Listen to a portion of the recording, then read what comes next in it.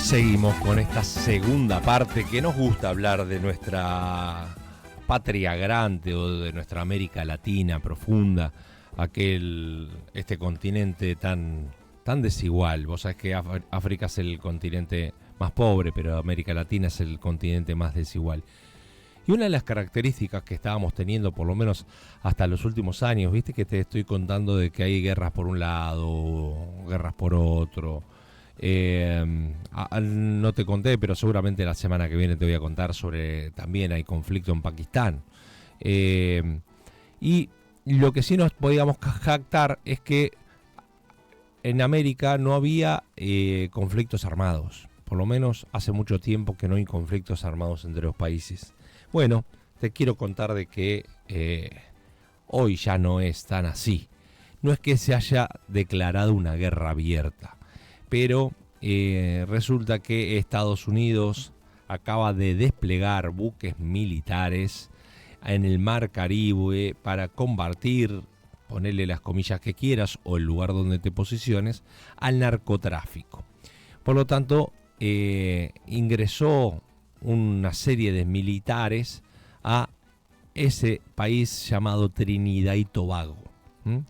La primera ministra, Kamla Persad-Bissessat, señaló que va a permitir, de hecho ya lo está haciendo, operar en suelo trinitense si el régimen de Venezuela ataca o invade territorio guyanés, porque eso es lo que está pasando. Guyana está preocupado porque hay tensión con el régimen de Venezuela. Los gobiernos de las regiones, Trinidad y Tobago, República Dominicana, decidieron reforzar un poco y pedir colaboración internacional ante la delincuencia organizada y el narcoterrorismo, ¿no? Y entonces Guyana dice que las cosas están relativamente bien. Su presidente, Irfan Ali, que está preparado para adoptar las medidas para proteger el territorio contra los narcos y para, por supuesto, lo más importante que tiene un país es su soberanía. Y hay una disputa allí con el régimen de Venezuela o la presidencia de Venezuela en una franja de unos 160.000 kilómetros que son ricas en petróleo y recursos naturales. Y Venezuela se quiere hacer de esa parte y por supuesto que Guyana lo quiere impedir. Y ahí se ha metido Estados Unidos. Así que la escalada de conflicto viene surgiendo y hay hay conflictos emergentes sin ninguna duda, ¿no? Que no son nuevos. El problema entre Venezuela y Guyana data de 100 años, pero la verdad es que nunca han tenido conflictos así militares. Siempre se ha resuelto por vía diplomática, ya sea entre los países o por algún laudo arbitral. Me acuerdo alguno que se había dado en París, que habían hecho un acuerdo. Y bueno, después hubo varios tratados que han firmado, intervino la ONU en varias oportunidades con buenos oficios para ese sectorcito, que es el lado este, Guyana, estamos hablando del lado este de Venezuela.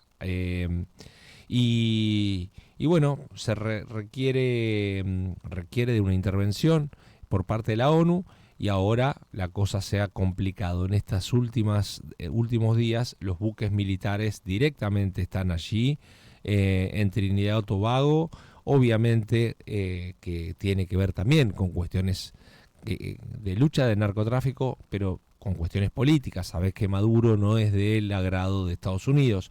Por lo tanto, todo se mezcla con todo. Entonces buscan también terminar con el régimen. Es decir, no solo respaldar a los países vecinos, sino también desacreditar al gobierno de Maduro, que vino de una elección que todos la han tildado de fraudulenta, ¿no? Así que la Corte Internacional de Justicia ya está teniendo algunos pedidos para que resuelva esta situación. Esta tensión se intensificó en esta última semana. Así que hay un entorno ahí de amenazas que, como te vuelvo a decir, tiene que ver con lo que llaman los carteles de los soles, que según el gobierno de Estados Unidos está liderado por Nicolás Maduro y la cúpula del el régimen ex chavista, podemos llamarlo hoy ya de Maduro. Y entonces Estados Unidos ha librado incluso algunos pedidos internacionales por Nicolás Maduro, al cual lo señala directamente como el líder de una banda de narcotráfico llamado el Cartel de los Soles, ¿no? Así están las cosas en esa región. También en esa zona del Caribe ha agravado la situación, y incluso en Trinidad y Tobago, que en el último año ha tenido 625 asesinatos, con una tasa de un homicidio del 45%, con tráfico de drogas, tráfico de personas y tráfico de armas. Así que estamos en Centroamérica y vamos a seguir en Centroamérica con nuestro ya casi amigo de la casa, Bukele, presidente de El Salvador. Bueno, Bukele le encanta hacer noticia internacional. Este sí lo conocemos. Debe ser el único presidente de El Salvador que en la historia nuestra de la Argentina que hayamos conocido. Creo que nunca nos habremos enterado de un presidente. Es como decirnos el presidente de República Dominicana, nadie lo conoce, nosotros, ¿no? Entre otras cosas también por esto que te decía, nosotros no tenemos una mirada global y eso habla muy mal de nosotros, ¿no? Porque mientras menos mirada global tenemos, más nos encerramos en nosotros mismos y parece que las cosas más horribles nos pasa a nosotros, o las cosas más hermosas, depende del lugar donde estés, nos pasa a nosotros, ¿no? Bueno, ¿y por qué fue noticia Bukele? Porque resulta que acaba de nombrar a una ministra de Educación llamada Carla Trigueros. ¿Sabes quién es Carla Trigueros? No es una pedagoga, ni es una licenciada en Ciencias de la Educación, sino es una militar. Es decir, que Nicolás Bukele, Nayib Bukele acaba de nombrar una militar como ministra de Educación, y entonces a partir del 1 de septiembre ha empezado a tener va a empezar a funcionar una serie de nuevas reglas para las escuelas, como el uniforme limpio y el cabello corto, para fortalecer las disciplinas en las aulas. Y entonces, si bien esta militar, su primera carrera había sido médica, es médica de las Fuerzas Armadas. Y entonces acaba de sorprender porque ese nombramiento fue bastante raro por su expertise, ¿no? En general, un ministro de Educación tiene algo que ver con las escuelas, que no es el caso.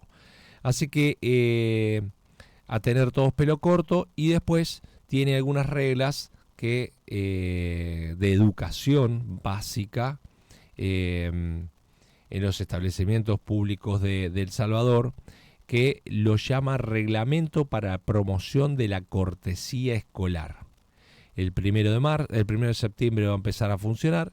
Y entonces, si vos, por ejemplo, y esto lo dice taxativamente, que si entras y no saludas a tu maestra, bueno, tenés falta.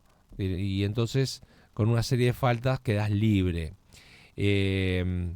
Y cada estudiante tiene que hablar a su maestra y a sus colegas estudiantes con cortesía y con ciertas palabras claves como por favor, gracias, con lo cual eso no está del todo mal, de hecho está bastante bien, pero los estudiantes, cuando acumulen 10 desméritos, que es estas cosas, no saludar, perderá privilegios escolares como participación en juegos y actividades, y no podrá ser promovido de grado aquel que tenga 15 deméritos, le llama, ¿no?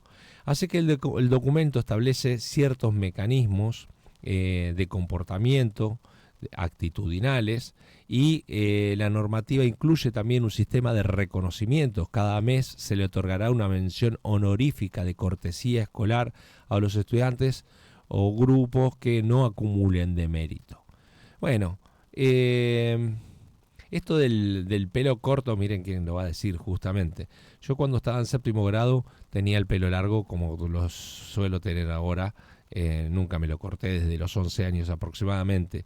Y me acuerdo que la directora de la escuela le había llamado a mi madre para que me corte el pelo porque tenía que llevar la bandera.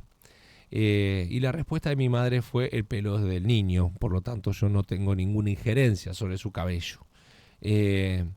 Así que el tema siempre del pelo ha sido y sigue siendo un tema que está asociado a que los hombres tengan el pelo corto, que está asociado con normas de conducta. Así que Bukele una vez más se